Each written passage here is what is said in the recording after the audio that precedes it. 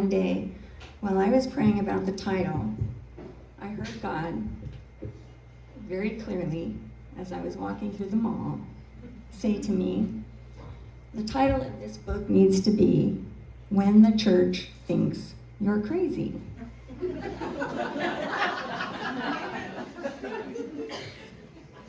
Well, sadly, I related to that very well.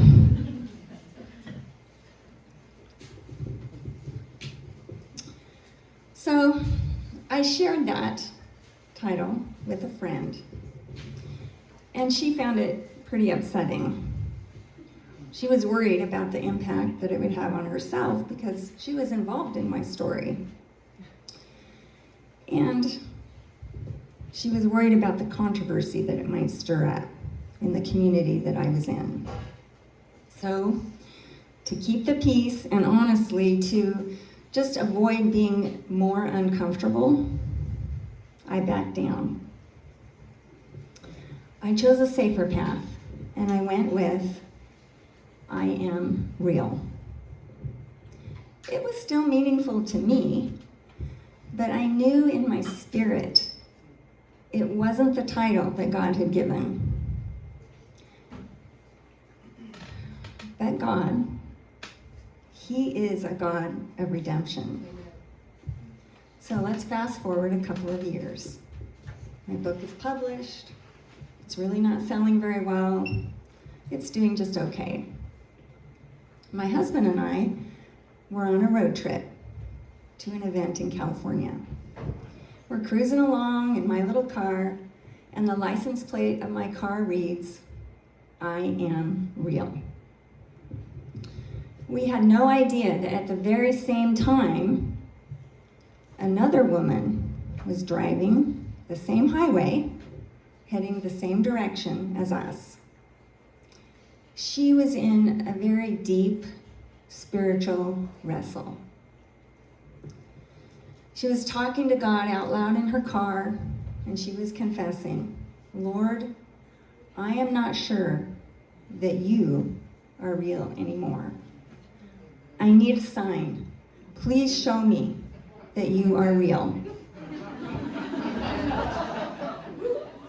You guys are quick. She said amen, and right at that moment, we zoomed past her. And it was a true zoom, my friends will tell you. She glanced over, and she saw my plate. I am real. Well, she kind of laughed it off at first. She's like, okay, that was weird. But probably just a coincidence. And doubt began to slowly creep back in. So she prayed again. God, if that was really you, I need another sign. Well, not long after, we passed her again. We had stopped at a rest area, and she had pulled ahead.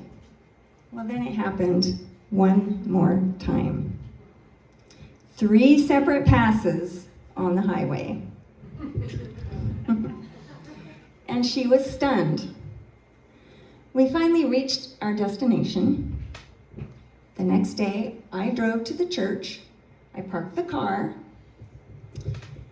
And just as I was getting out, there was a woman that started running towards me. Tears were streaming down her face. Is that your car? Pointing. Yes, I said. I wonder what I did this time. She threw her arms around me in a very big hug, and she started telling me everything. How she had driven down from Washington, the prayers she'd prayed on the highway, and the doubts she'd confessed. And how our car had passed her 3 times, exactly when she needed confirmation. And now, here I was, standing next to the very car with the very plate, and she looked at me with tears in her eyes and said, I have 0 doubt that God is real. He heard me and he answered me. He sees me. Now, I think that is incredible. Amen. Don't you? Yes. God took my moment of fear, my choice to play it safe, my disobedience in not using the title that he gave me, and he still used it for his good. Amen.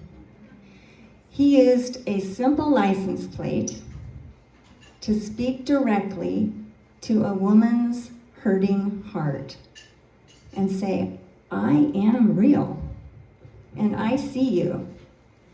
He went to extraordinary lengths.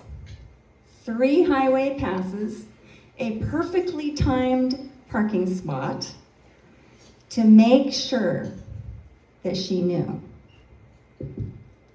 That is who God is. He is the God who redeems. He doesn't discard our mistakes or our fearful detours. He gathers them up and he weaves them into his bigger story of love and of grace.